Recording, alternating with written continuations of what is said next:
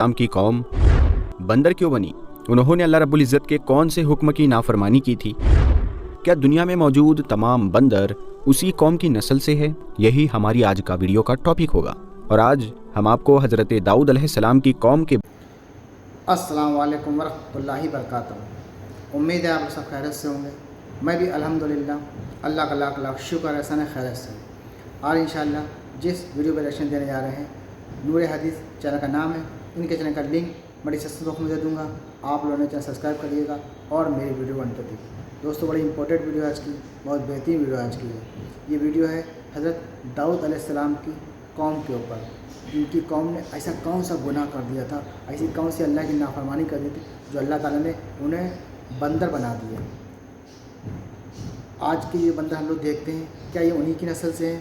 तो ये सब कुछ हम लोग जानेंगे इस वीडियो के ज़रिए से कि उन्होंने ऐसी कौन सी नाफरमानी की जो अल्लाह ताला ने ऐसा उनको अज़ाब दिया कि वो पूरी कौम बंदर बन गई और उसके बाद चंद रोज़ बाद वो ख़त्म हो गई। तो चलिए बिना देरी के हम लोग वीडियो स्टार्ट करते हैं, फिर उसके बाद बात करते हैं। वीडियो अच्छी लगे तो इसको शेयर ज़रूर किया करिए। बिस्मिल्लाहिर्रहमानिर्रहीम। अस्सलामु अलैकुम। दोस्तों, हज़रत दाऊद अलैहिस्सलाम की कौम बंदर क्यों बनी? उन्होंने अल्लाह रब्बुल इज़्ज़त के कौन से हुक्म की नाफरमानी की थी? क्या दुनिया में मौजूद तमाम बंदर उसी कौम की नस्ल से है? यही हमारी आज का वीडियो का टॉपिक होगा। और आज हम आपको हज़रत दाऊद अलैहिस्सलाम की कौम के बारे में जानकारी देंगे जो यकीनन आपको हैरान कर देगी। मगर वीडियो में आगे बढ़ने से पहले अगर आप हमारे चैनल पर नए आए हैं तो मेहरबानी करके हमारा चैनल नूर हदीस सब्सक्राइब करें, जहां आपको इस्लामिक हिस्ट्री और इस्लामिक मालूमात पर बनी वीडियोज़ मिलती रहेगी। दोस्तों, हज़रत दाऊद अलैहिस्सलाम अल्लाह के नबी और रसूल थे और अल्लाह रब्बुल इज़्ज़त ने आपको बादशाहत भी अता की थी।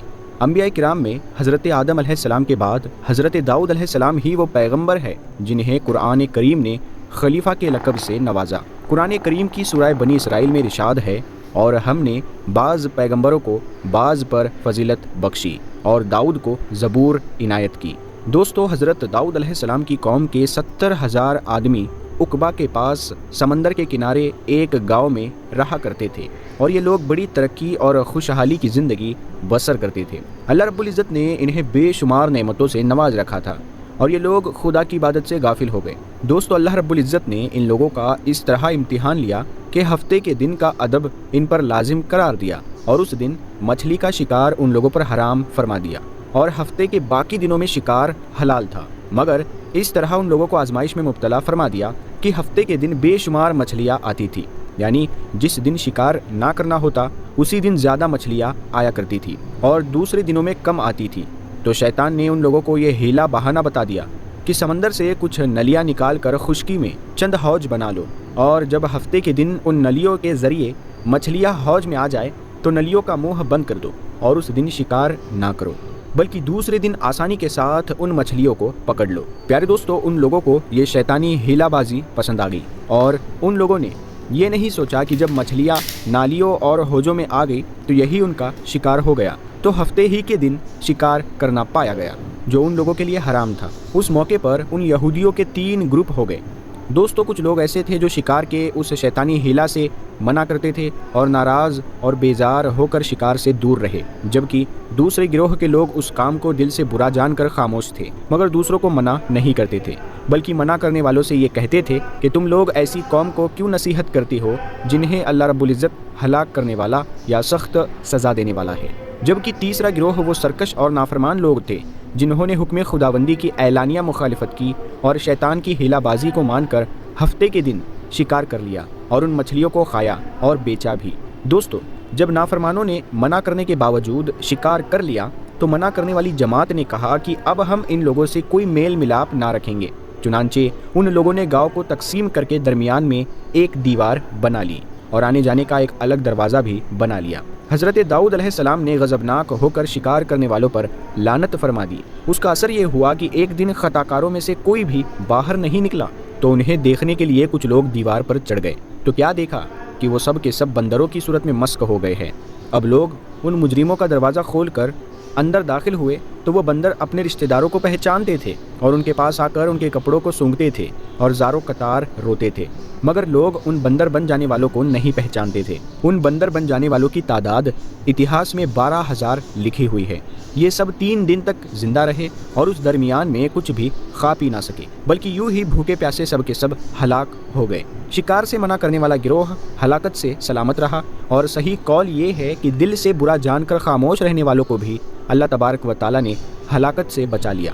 دوستو، سورہ بقرہ کی آیت نمبر 65 میں اللہ رب العزت ارشاد فرماتا ہے، اور بے شک ضرور تمہیں معلوم ہے کہ تم میں وہ جنہوں نے ہفتہ میں سرکشی کی تو ہم نے ان سے فرمایا کہ ہو جاؤ بندر دھتکارے ہوئے۔ دوستو، یہ واقعہ سورہ الاعراف میں موجود ہے، جس سے معلوم ہوتا ہے کہ شیطانی ہیلہ بازیوں میں پڑھ کر اللہ تبارک و تعالیٰ کے احکامات کی نافرمانیوں کا انجام کتنا برا اور کس قدر خطرناک ہوتا ہے، اور خدا کے نبی جن بد نصیبوں پر لعنت فرما دے وہ کیسے ہولناک عذاب الہی میں گرفتار ہو کر دنیا سے نیست و نابود ہو کر عذاب نار میں گرفتار ہو جاتے ہیں اور دونوں جہاں میں برباد ہو جاتے ہیں۔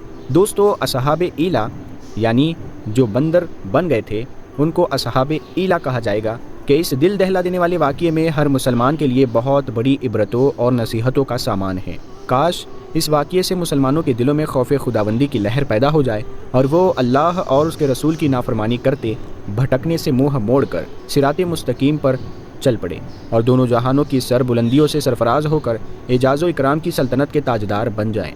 دوستو، اب ایک بہت ہی ضروری سوال یہ ہے جو اکثر لوگوں کے ذہن میں آتا ہوگا کہ کیا اس وقت دنیا میں موجود تمام بندر اسی قوم کی نسل سے ہے؟ تو اس کا جواب یہ ہے کہ حضرت عبداللہ بن مسعود رضی اللہ تعالیٰ عنہ سے صحیح مسلم میں منقول ہے کہ بعض لوگوں نے اپنے زمانے کے بندروں اور خنجروں کے بارے میں امام الانبیاء جناب محمد الرسول اللہ صلی اللہ تعالیٰ علیہ وسلم سے پوچھا کہ کیا یہ وہی بندر بنے ہوئے یہودی ہے؟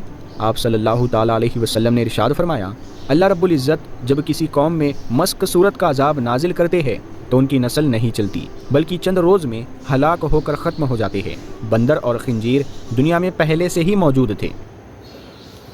تو دوستو، یہ تمام ریئیکشن جو ہم نے دیکھا حضرت داؤد علیہ السلام کی قوم جو تھی وہ بندر کیسے بن گئی، اور یہ جو آج کے بندر ہیں جو ہم کو دیکھتے ہیں، ہم لوگ دیکھتے ہیں، یہ ان کی نسل سے ہیں یا نہیں ہے؟ تو جواب ہے نہیں ہے۔ بندر خنزیر یہ سب پہلے سے ہی موجود تھے، کیونکہ اللہ تعالیٰ کسی بھی قوم کو جب کوئی عذاب دیتا ہے یا کوئی تکلیف دیتا ہے یا کچھ بھی دیتا ہے تو وہ قوم ہلاک ہو جاتی ہے، اس کی نسل مطلب چلتی نہیں، آگے ختم ہو جاتی ہے۔ تو امید ہے یہ ویڈیو آپ لوگوں کو اچھی لگی ہوگی، سمجھ میں بھی آ گئی ہوگی۔